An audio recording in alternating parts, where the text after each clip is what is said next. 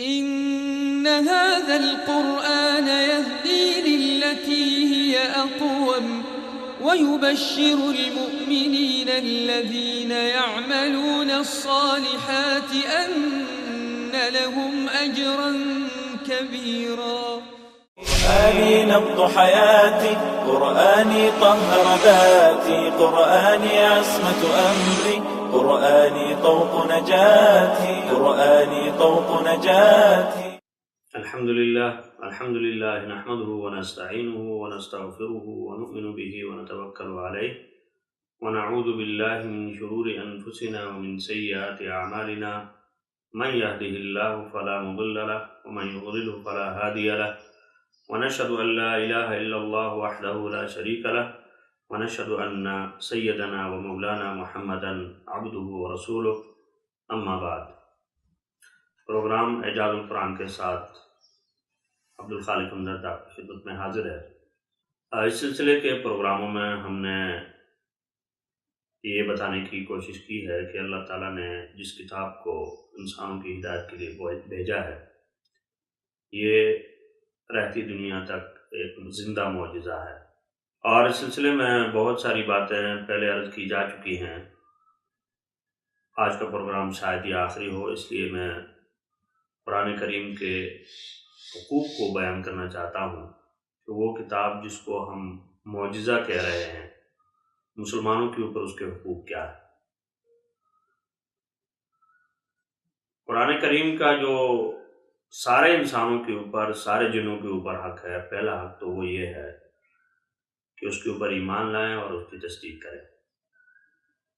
ایمان اور تصدیق، ایمان اور تصدیق کا مطالبہ سب سے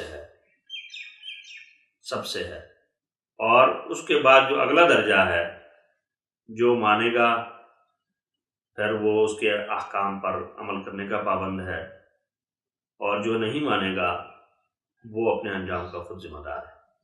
تو قرآن کریم کا پہلا حق اس کے اوپر ایمان لانا اور اس کی تصدیق کرنا ہے۔ قرآن کریم میں اللہ تعالیٰ نے ارشاد فرمایا، بسم اللہ الرحمن الرحیم، یا ایھا الناس قد جاءکم الرسول بالحق من ربکم فآمنوا خیرا لکم وإن تکفروا فإن للہ ما فی السماوات والارض وکان اللہ علیما حکیما۔ کہ اے لوگو، یہاں پہ خطاب صرف مسلمانوں کے لیے نہیں ہے، ایمان والوں کے لیے نہیں ہے، یا ایھا الذین آمنوا کا خطاب نہیں ہے، بلکہ سب لوگوں کے لیے ہے۔ اس میں کافر، اس میں مسلمان، اور اس میں جتنی بھی جو ہے نا انسان ہیں، وہ سب کے سب شامل ہیں، اور ان سے کہا جا رہا ہے قد جاءکم الرسول بالحق من ربکم، کہ رسول تمہارے پاس اللہ کی جانب سے حق لے کر آ چکا ہے۔ فآمنوا خیرا لکم، تو اس لیے ایمان لے آؤ، یہ تمہارے لیے بہتر ہے۔ وَإِن تَكْفُرُوا، اور اگر تم کفر کرو گے تو اللہ کا کوئی نقصان نہیں کرتے۔ فَإِنَّ لِلَّهِ مَا فِي السَّمَاوَاتِ وَالْأَرْضِ، کیونکہ جو کچھ آسمانوں میں ہے اور جو کچھ زمینوں میں ہے وہ سب اللہ کا ہے۔ تو تمہارے ایمان لانے نہ لانے سے اللہ تعالیٰ کی شان میں کوئی کمی بیشی نہیں ہو سکتی۔ وَكَانَ اللَّهُ عَلِيمًا حَكِيمًا، اور اللہ تعالیٰ علم والا بھی ہے، حکمت والا بھی ہے۔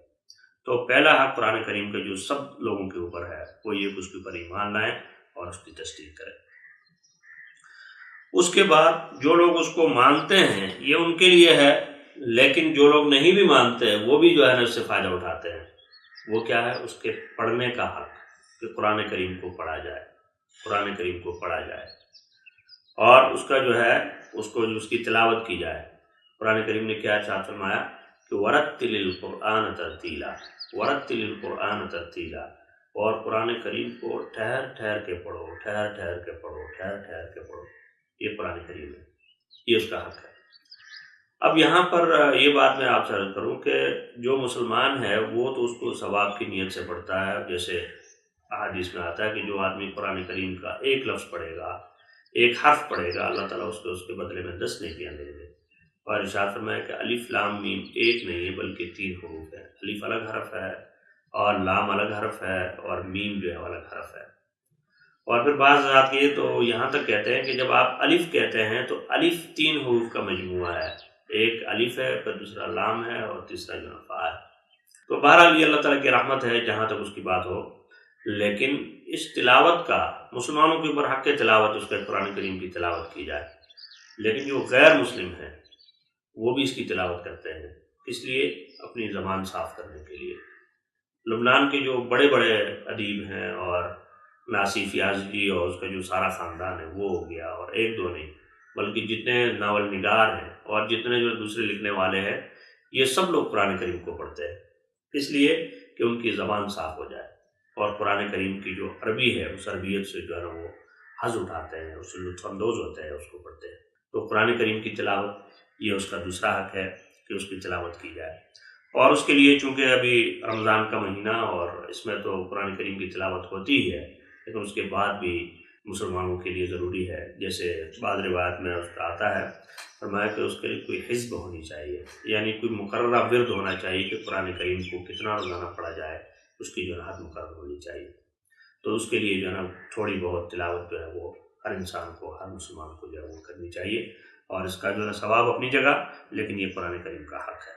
اور اس کے بعد ایک اور حق جو ہے نا اس کا یہ ہے کہ قرآن کریم کو یعنی سیکھا جائے، قرآن کریم کو سیکھا جائے، تعلم اس کو سیکھا جائے۔ پڑھنا جو ہے وہ اس سے پہلے سیکھنا ہے، تو سیکھنا اس کو تجوید کے قواعد کے مطابق سیکھا جائے، یہ قرآن کریم کا حق ہے۔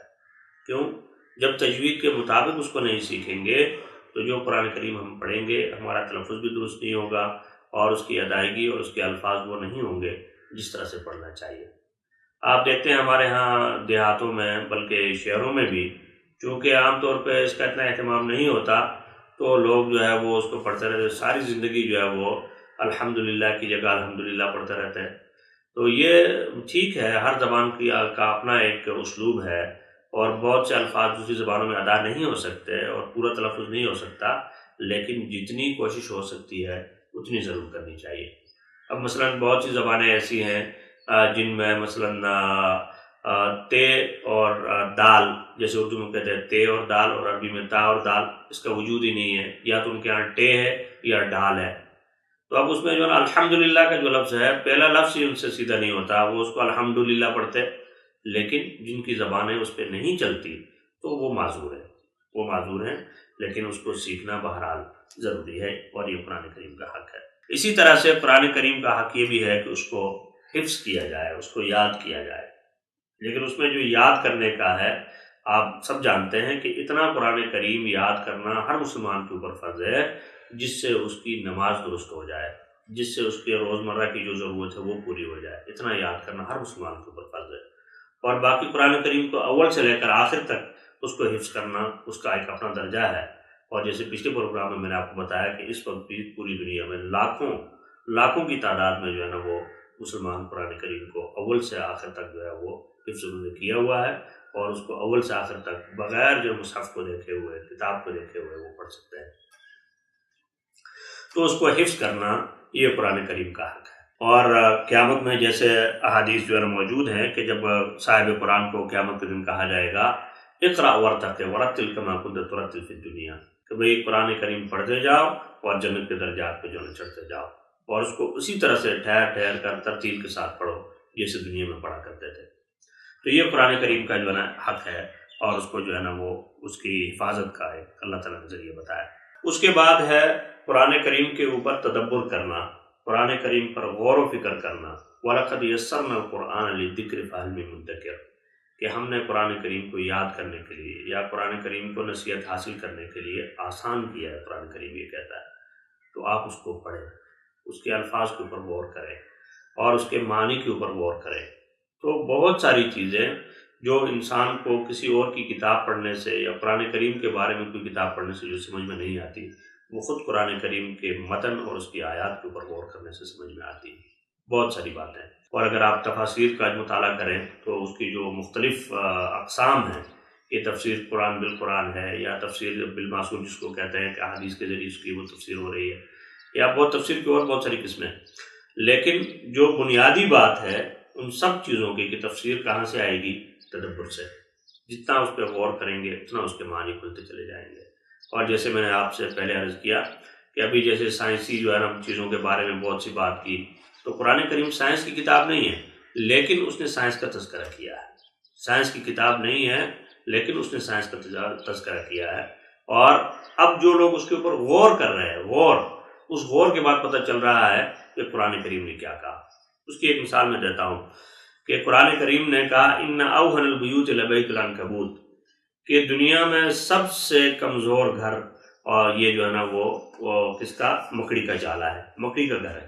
تو پہلے تو بظاہر یہی دیکھا جا رہا تھا کہ یہ مکڑی جو ہے نا اس کی جالا ہے، اس جالے کو ہوا آتی ہے، اس کو اڑا کے لے جاتی ہے، اس کی کوئی کھڑکی دروازہ نہیں ہے، اس میں رہنے کا کوئی بندوبست نہیں ہے، بس ایک جالی ہے، اس کے اوپر وہ رہتی ہے۔ لیکن ابھی سائنس نے انکشاف کیا ہے کہ اوہن البیوت کے کمزور ترین گھر کس طرح ہے کہ جب مکڑی انڈے دے دیتی ہے اور اس سے جو ہے نا وہ بچے نکلتے ہیں، تو وہ سب سے پہلے جس میں اس مکڑی کو وہاں سے نکال باہر کرتے ہیں جس نے وہ جالا بنایا، اس کو نکال دیتے ہیں۔ تو اس سے کمزور گھر اور کیا ہوگا کہ جب اس میں اولاد آئے وہ اپنی جو ہے نا ماں باپ کو وہاں سے نکال دے۔ اسی طرح سے وہ مکڑی جب دوسرے والے وہاں رہتی ہے اور اگر اس نے آگے اس کے بچے ہو گئے وہ اس کو نکال دیتے ہیں اور جو ہے وہ وہاں پہ اکیلے رہتے ہیں۔ تو یہ اس کے گھر کی جو ہے نا وہ اس کیا کہتے ہیں کمزوری کا ایک مظہر ہے کہ اس میں دو آدمی اکٹھے نہیں رہ سکتے۔ یہ جو ہے اللہ تعالیٰ نے بیان فرمایا اور دیکھیں آج جو ہے ہم اس کو دیکھ رہے ہیں۔ اسی طرح سے تدبر جو ہے قرآن کریم نے چیونٹیوں کا ذکر کیا اور اس حضرت سلیمان علیہ السلام کے واقعے میں اس کا ذکر ہے کہ ایک چیونٹی نے کہا یا ایھا النمل ادخلوا مساکنکم لا یحطمنکم سلیمان وجنودہ، کہ جو ہے نا وہ چیونٹیوں اپنی بلوں میں داخل ہو جاؤ، ایسا نہ ہو کہ سلیمان اس کی فوج تمہیں کچل دے۔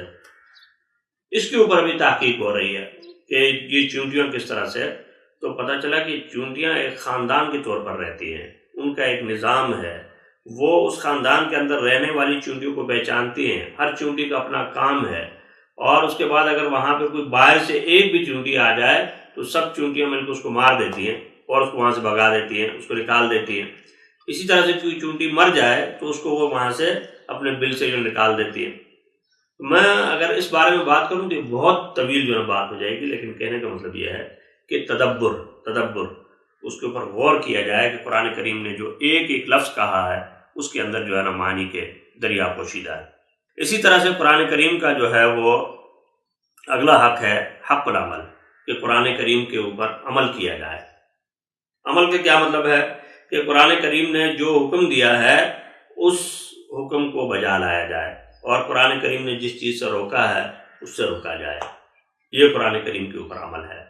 اور جب تک مسلمان جو ہے یہ کام کرتے تھے تو آپ دیکھتے ہیں کہ مسلمان کامیاب تھے، لیکن آج سب سے پہلے تو میں اپنی ذات کی بات کرتا ہوں کہ درس دینے کے لیے، بیان کرنے کے لیے تو ہمارے پاس بہت کچھ ہے، کہنے کو بہت کچھ ہے، لیکن ہماری عملی زندگی جو ہے وہ قرآن کریم کی تفسیر اور قرآن کریم کی تعبیر سے خالی ہے۔ اور نبی کریم صلی اللہ علیہ وسلم کے بارے میں آپ نے سنا ہوگا، بارہا سنا ہوگا کہ اما عائشہ سے پوچھا گیا کہ نبی کریم صلی اللہ علیہ وسلم کے اخلاق کیا تھے، تو اما عائشہ نے فرمایا کہ آپ نے قرآن کریم نہیں پڑھا، فرمایا کہ آپ صلی اللہ علیہ وسلم جو ہے آپ کی زندگی کیا تھی، قرآن کریم آپ کی زندگی تھی۔ یہ جو ہے نا زندگی ہونی چاہیے۔ اور جو ابتدائی مسلمان تھے صحابہ کرام، ان کی دعوتیں لمبی چوڑی نہیں ہوتی تھی، وہ لوگوں کو بہت لمبی لمبی تقریریں نہیں کرتے تھے۔ اور جب اسلامی فتوحات شروع ہوئی ہیں تو آپ کو پتہ ہے کہ دائیں بائیں جو ہے نا لوگ عربی زبان بھی نہیں جانتے تھے، تو صحابہ کرام کی دعوت بہت مختصر تھی۔ وہ کہتے کونوا مثلنا، بھئی مسلمان ہونا ہے، مسلمان کیسا ہوتا؟ کہا کونوا مثلنا، ہمارے جیسے ہو جاؤ، ہمارے جیسے ہو جاؤ۔ میں آپ سے پوچھتا ہوں کہ کیا آج کوئی ایسا مسلمان ہے جو ایک مجمع میں کھڑا ہو اور کہے کہ میرے جیسے ہو جاؤ، مسلمان میرے جیسا ہوتا ہے؟ یہ کہنا بہت مشکل ہے۔ اس لیے اللہ تعالیٰ نے ارشاد فرمایا کہ یا ایھا الذین آمنوا انما الخمر والمیسر والانصاب والازلام رجس من عمل الشیطان فاجتنبوہ۔ اب جب یہ آیت اتری کہ مسلمانوں جو ہے وہ شراب اور جوا اور انصاب اور جو اس طرح کی جو دوسری چیزیں ہیں یہ سب گندگی اور شیطان کا عمل ہے، آپ دیکھ رہے ہیں کہ کس طرح سے لوگوں نے چھوڑا اس کو۔ اور بتایا جاتا ہے کہ مدینے کی گلیوں میں جب شراب کے خواہ اس کا بند کرنے کا حکم آیا تو مدینے کی گلیوں میں جو ہے نا وہ شراب جو لوگوں نے بہائی، اور ان میں وہ بھی تھے جو تجارت کے لیے لائے تھے، وہ بھی تھے جو پینے کے لیے لائے تھے، وہ بھی تھے جن کے پاس تھوڑی تھی، وہ بھی تھے جن کے پاس زیادہ تھی، لیکن انہوں نے بہا دی، اس کے بعد کوئی دوسری بات نہیں ہوئی۔ اور اسی طرح سے جب پردے کا حکم آیا تو ایک صحابیہ جو ہے ان کو پتہ نہیں تھا، مدینے کے باہر سے آ رہی تھی، رستے میں ایک آدمی ملا، انہوں نے کہا کہ بھئی قرآن کریم نے تو پردہ کرنے کا حکم دے دیا ہے، وہ ادھر ہی بیٹھ گئی، یہ نہیں کہا کہ چلو ابھی تو حکم مجھے معلوم ہوا گھر جاؤں گی دوپٹہ لوں گی، نہیں، ادھر ہی بیٹھ گئی اور فرمایا کہ میرے لیے دوپٹہ لے آؤ، وہاں سے میرے لیے چادر لے آؤ کہ میں پردہ کروں گی اور اس کے بعد وہاں سے جاؤں گی۔ تو یہ مسلمانوں کا جو ہے وہ عمل تھا. اور اسی طرح سے اس کا حق جو ہے وہ قرآن کریم کا ایک اور حق جو ہے وہ قرآن کریم کو فیصل بنانا ہے اور اس کی طرف جو ہے وہ اپنے معاملات کو قرآن کریم کے ذریعے سے فیصلہ کرنا ہے. حق تحاکم ہے، یہ جو ہے قرآن کریم کا حق ہے. اور فرمایا کہ افحکم الجاہلیت یبغون ومن احسن من اللہ حکما لقوم یوقنون، کہ کیا یہ لوگ قرآن کریم کے ہونے کے باوجود جو ہے وہ کیا کہتے ہیں اس کو جاہلیت کے حکم کو تلاش کرتے ہیں. اور فرمایا کہ اللہ تعالیٰ کی کتاب اور اللہ تعالیٰ کے جو ہے نا حکم سے زیادہ جو ہے نا وہ کس کا حکم اچھا ہوگا ان لوگوں کے لیے جو یقین رکھتے ہیں. تو اس لیے ہمارا نظام حکم جو ہے اور عدل کا نظام، انصاف کا نظام، یہ قرآن کریم کے اوپر مبنی ہونا چاہیے. یہ مسلمانوں کا حق اور قرآن کریم کا حق ہے. اسی طرح سے قرآن کریم کی تعظیم اور قرآن کریم کا احترام، یہ قرآن کریم کا حق ہے. اور اس کے بارے میں جو ہے نا ایک دو نہیں بہت ساری احادیث اور بہت ساری روایات جو موجود ہیں. پھر اس کا اگلا حق ہے قرآن کریم کا حق تبلیغ، کہ قرآن کریم کو جو ہے اس کو آگے پہنچایا جائے. آپ صلی اللہ علیہ وسلم نے ارشاد فرمایا بلغوا عنی ولو آیہ، کہ ایک آیت بھی اگر تم نے مجھ سے سیکھی ہے تو اس کو جو ہے مجھ سے پہنچی ہے تو اس کو آگے پہنچاؤ. تو اس کو جو ہے نا آگے پہنچانا یہ جو ہے وہ حق ہے. اسی طرح سے قرآن کریم کا ایک اور حق ہے کہ اس سے شفا حاصل کی جائے. قرآن کریم کو شفا کے طور پر اور دوا کے طور پہ استعمال کیا جائے، یہ قرآن کریم کا حق ہے. قرآن کریم یہ کہتا ہے کہ وَنُنَزِّلُ مِنَ الْقُرْآنِ مَا هُوَ شِفَاءٌ وَرَحْمَةٌ لِّلْمُؤْمِنِينَ، کہ ہم قرآن کریم میں وہ باتیں اتار رہے ہیں کہ جو شفا بھی ہے اور مسلمانوں کی رحمت بھی ہے. اور نبی کریم صلی اللہ علیہ وسلم جو آخری دو صورتیں ہیں ان کو جو ہے اپنے ہاتھوں کے اوپر پھونک کر پورے بدن کے اوپر جو ہے نا وہ ملا کرتے تھے. یہ جو ہے نا روایت میں موجود ہے. اسی طرح سے فاتحہ کے بارے میں ہے کہ فاتحہ میں ہر جو ہے نا مرض سے اور ہر تکلیف سے جو ہے نا اس کی شفا ہے، اس کو قرآن کریم سے مستفید ہونا چاہیے. اور اسی طرح سے قرآن کریم کے بہت سارے حقوق ہیں، لیکن ہم وقت کی قلت اور ان چیزوں کی وجہ سے ان سب چیزوں کو بیان نہیں کر سکتے. لیکن اس پروگرام کے آخری لمحے میں آپ سے یہ عرض کرنا چاہتا ہوں کہ اگر رمضان کے اس مہینے میں ہم نے قرآن کریم کے بارے میں سنا، قرآن کریم کو پڑھا، قرآن کریم کو تراویح میں سنا اور لوگوں نے اس کو سنایا، تو ہم یہ کوشش کریں کہ قرآن کریم جس طرح سے رمضان میں ہماری زندگیوں کا حصہ بنا ہے، اسی طرح سے رہتی ساری زندگی تک ہمارے لیے قرآن کریم ہماری زندگی کا حصہ ہو. اللہ تعالیٰ ہم سب کو قرآن کریم سے لو لگانے، قرآن کریم کو اپنے عمل میں لانے کی توفیق عطا فرمائے. اور جو کچھ کہا سنا اس کے اندر جو کمی کوتاہی اور جو ہے نا جو اس میں کمی بیشی ہوئی ہو، اللہ تعالیٰ سب کو معاف فرمائے. اور میں آپ ناظرین سے بھی کہتا ہوں کہ اگر ان پروگراموں کے درمیان کوئی ایسی بات آپ تک پہنچی ہو جس کو آپ غلط سمجھتے ہیں یا جو حقائق سے ہٹی ہوئی ہے، اس کے بارے میں آگاہ فرما کر عند اللہ ماجور ہو. اللہ تعالیٰ ہم سب کو عمل کی توفیق عطا فرمائے. وآخر دعوانا الحمدللہ رب العالمین. إن هذا القرآن يهدي للتي هي أقوم ويبشر المؤمنين الذين يعملون الصالحات أن لهم أجرا كبيرا. قرآني نبض حياتي، قرآني طهر ذاتي، قرآني عصمة أمري، قرآني طوق نجاتي، قرآني طوق نجاتي.